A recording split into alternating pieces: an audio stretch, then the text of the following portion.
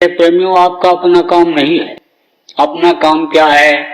इस शरीर के रहते रहते इस जीवात्मा को, जिसकी यह अंश है, बूंद है, उस परमात्मा तक पहुंचाओ। तो अब ये कैसे संभव होगा?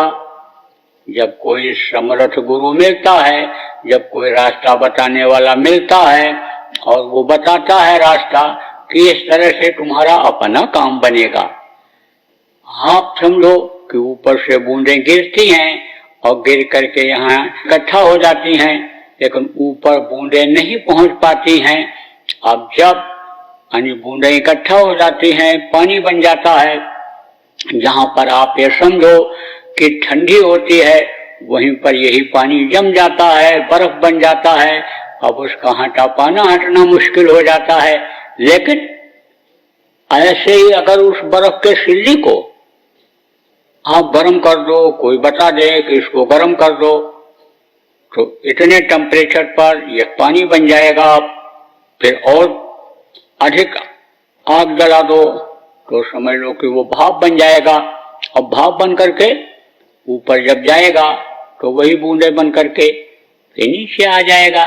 ऐसे ही ये जो परमात्मा की अंश जीवात्मा है, ये एक दिन परमात्मा के पास थी। आप ये समझो कि वहां से जब ये नीचे उतारी गई तो यहाँ पर एक तरह से जाम हो गई। क्यों? इसको वहां पहुंचाने का रास्ता इस समय पर कलयुग में बिल्कुल बंद हो गया। पहले के युगों में तो इतनी मलिनता नहीं थी, इतनी गंदगी नहीं थी। आज की तरह से लोगों का खान पान चाल चलन खराब नहीं था, तो गनीमत थी। कर्म का जो पर्दा था आज की तरह से मोटा नहीं था, थोड़ा झीना था, पतला था।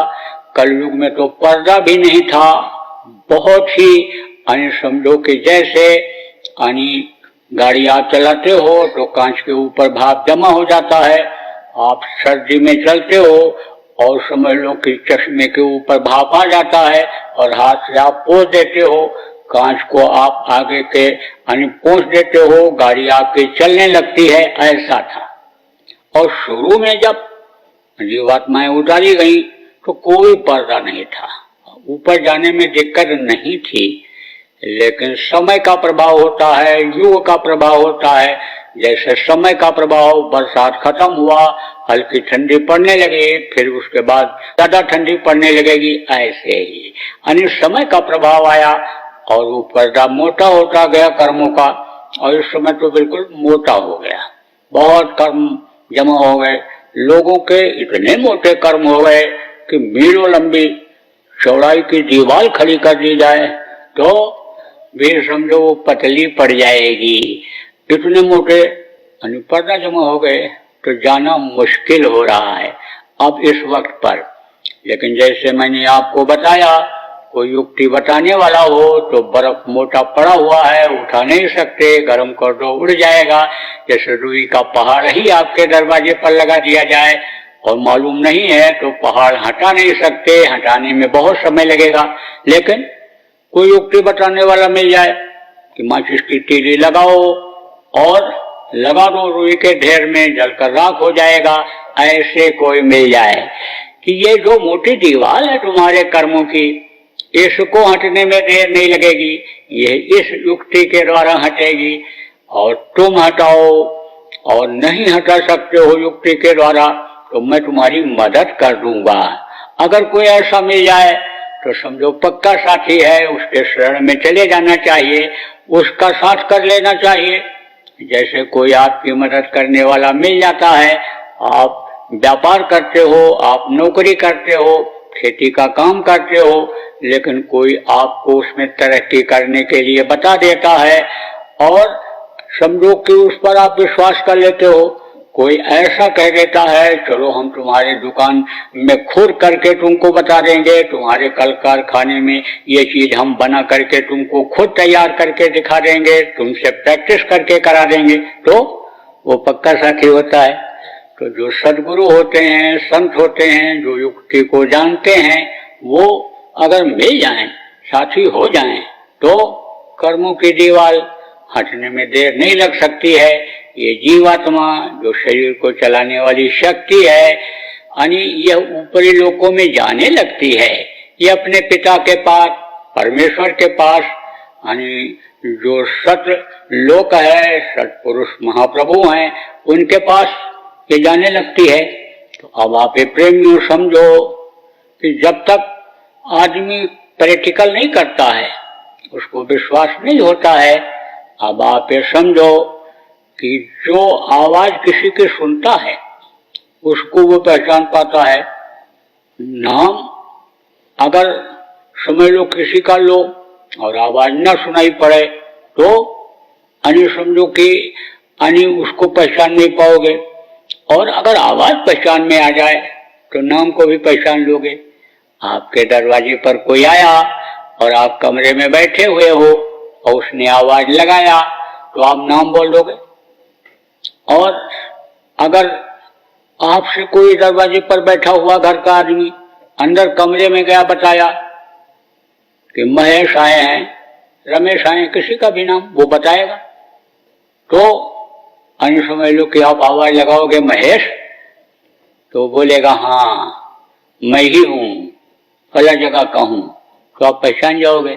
तो ये नाम अन्य समझ लो कि और रूप और ये शब्द, ऐसा संतों ने बताया, इस चीज को ऐसा बताया, सूत्र बताया कि उसको पकड़ करके, शब्द को पकड़ करके, आवाज को पकड़ करके आप ऊपर बढ़ सकते हो। अब ये दोनों चीजें पहचान बताती हैं, नाम और शब्द, आवाज और शब्द जिसको कहा गया। शब्द माने वही नाम, शब्द माने आवाज, मुंह से जो निकलती है वो आवाज होती है, वही शब्द होता है। और नाम, तो नाम यानी जब ये ऊपर से उतरा तो यह नाम यानी समझ लो कि शब्द में होकर के आया, आवाज में होकर के आया, सीधे सीधे से आया। किसके लिए? यानी इस जीवात्मा को पकड़ने के लिए, इस जीवात्मा के उद्धार के लिए। ये जो है उन्होंने डोर लटकाया है, क्योंकि यहाँ तो वो है नहीं और आपका लोक ये नहीं है। अनेक अरबों खरबों योजन यानी समझ लो कि ऊपर कहा ही नहीं जा सकता कि कितनी ऊंचाई पर वो है। तो अब आप ये समझो कि वहां से यानी आवाज कोई लगाएगा जब तो पहुंच नहीं पाएगा। लेकिन जैसे आप समझो कि 100 किलोमीटर कोई बैठा है, अब आप उससे बात करना चाहते हो तो टेलीफोन के द्वारा, तार के द्वारा आप बात कर लेते हो। आवाज अगर इस तरह की बना दी जाए आपकी कि जैसे ऊपर आवाज पहुंच जाए और वहां से फिर दूसरी जगह पहुंच जाए, जैसे आजकल ये मोबाइल काम कर रहे हैं, ऐसा बना दिया जाए तो भी आवाज पहुंच जाएगी। तो वो जो तार उन्होंने लटकाया, उस तार से जो शब्द उतरा तो जहां आया वहां का वातावरण में फैला दिया। जैसे रेडियो स्टेशन से गाना बजाना होता है तो वो क्या करते हैं, वातावरण में से फैला देते हैं। यानी रेडियो वेव्स को, यानी ऑडियो वेव्स को रेडियो वेव्स में बदल देते हैं। जो बोलते हो यानी उसको, वो आवाज जो निकलती है ऑडियो वेव्स कहते हैं, और रेडियो की जो फ्रीक्वेंसी होती है उसमें वो बदल देते हैं। तो दूसरी जगह आदमी दूरी पर भी रेडियो को ऑन करता है तो उसमें सुनाई पड़ जाता है। पहले लोग एरियल लगाते थे तो समझो कि जब ऊपर उठाते थे तो आवाज को पकड़ता था, कैच करता था।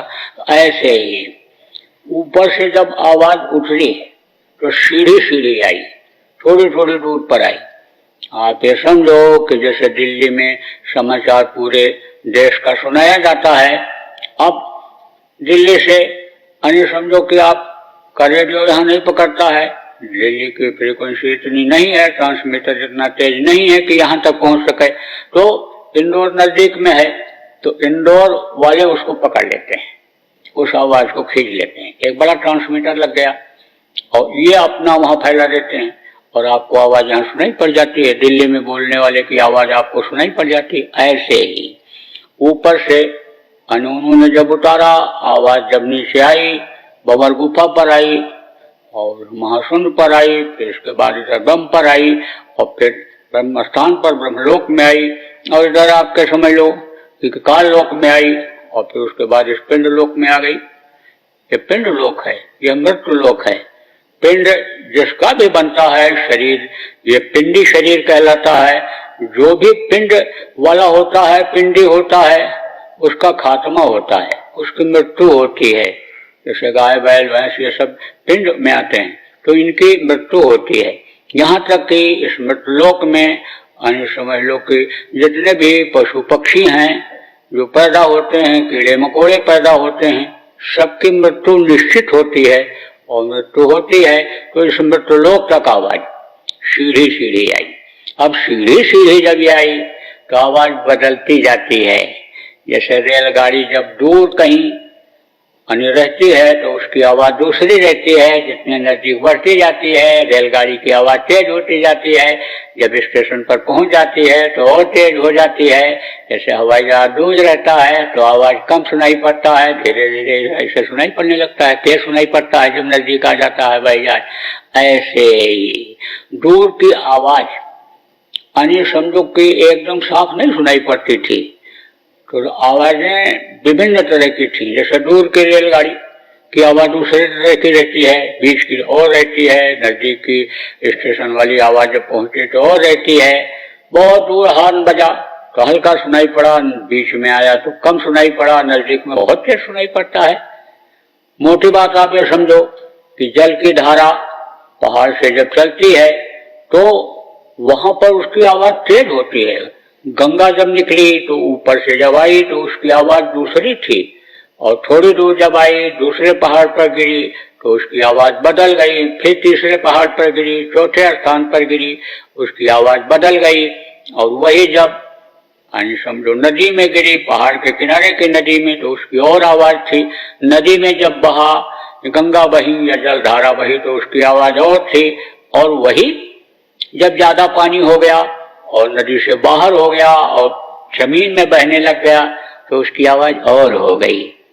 तो आपको जो नामदान दिया गया उसमें ये आवाजें जो बताई गई ये विभिन्न स्थानों की हैं, ये ऊपरी लोकों की हैं।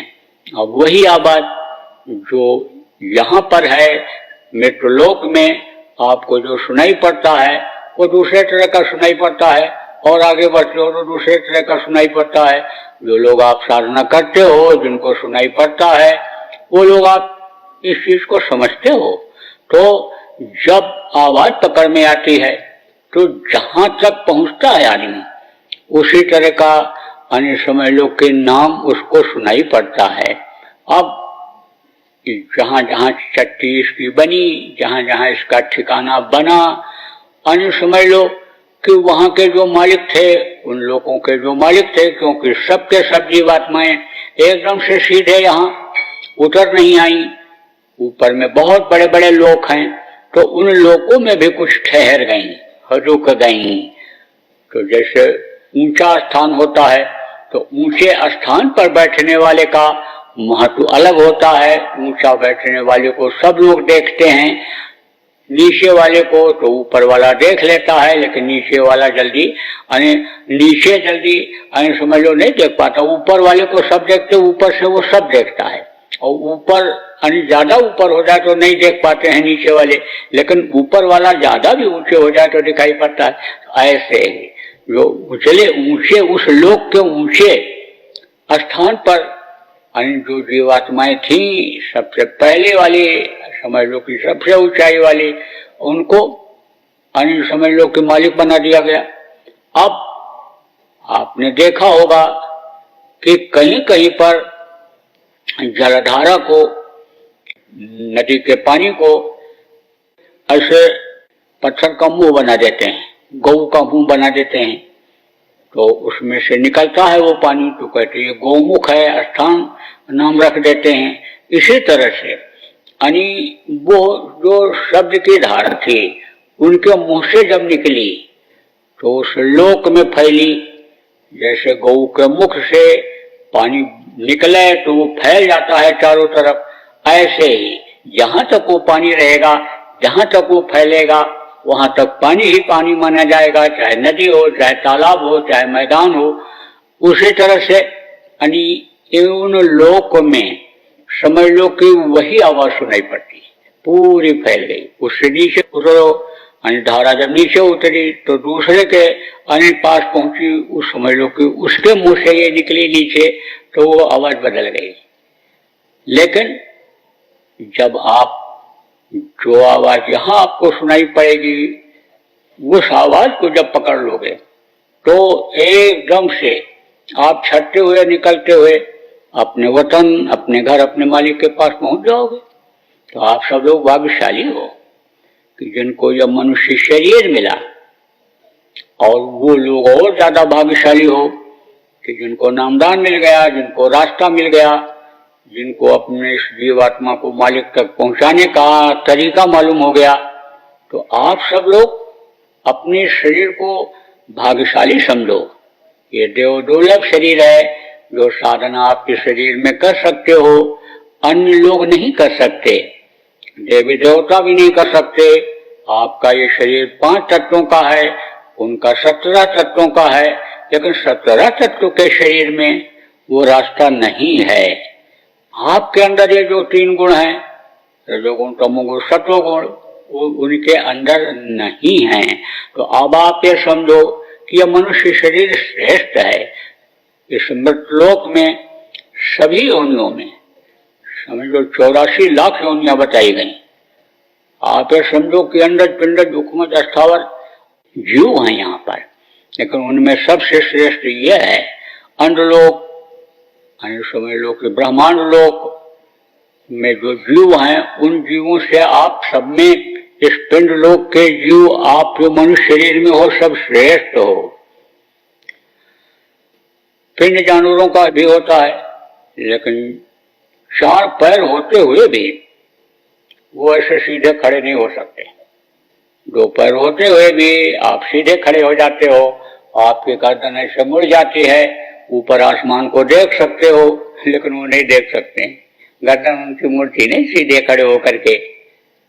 आप समझो आप में जो चक्र हैं, 6 चक्र हैं, 6 चक्र उनमें नहीं होते हैं, और हृदय चक्र भी उनका होता है तो कमजोर होता है। बाकी सारा काम नाभि चक्र, इंद्रिय चक्र और गुदा चक्र के द्वारा उनके शरीर का होता है। इसीलिए देखो, मल त्याग आप भी करते हो, मूत्र त्याग आप भी करते हो, और भोजन को आप भी पचाते हो, भोजन को वो भी पचाते हैं, संतान उत्पत्ति आप भी करते हो, बच्चे की उत्पत्ति वो भी करते हैं, बच्चा वो भी पैदा करते हैं, लेकिन बुद्धि विवेक नहीं होता है। उनको सिखाना पड़ता है जानवरों को, लेकिन आपके अंदर बुद्धि है, आपके अंदर विवेक है। तो बुद्धि अगर सही रहेगी तो विवेक जगेगा, और बुद्धि जब खराब हो जाती है तो विवेक नहीं रह जाता है, सोचने समझने की शक्ति खत्म हो जाती है। और ये शरीर जो पूजा उपासना के लिए उस मालिक भगवान ने दिया, इससे इंसान अपराध करने लगता है, हाथ पैर आंख कान उसका अपराधी हो जाता है, पापी हो जाता है। तो पाप की सजा से कोई बच नहीं पाया, ये नियम बना हुआ है, पाप के भागीदार हो जाता है, पाप की सजा पा जाता है। तो पाप से बचो, और ये अंग आपके अपवित्र नापाक न होने पावे, ये पाक साफ रहें। जिस तरह से उसने आपको बनाया, अन्य अंगों को पाक साफ माँ के पेट से बना करके बाहर निकाला, उसी तरह से इन अंगों को रखो और बुद्धि मनुष्य जैसी बनाओ।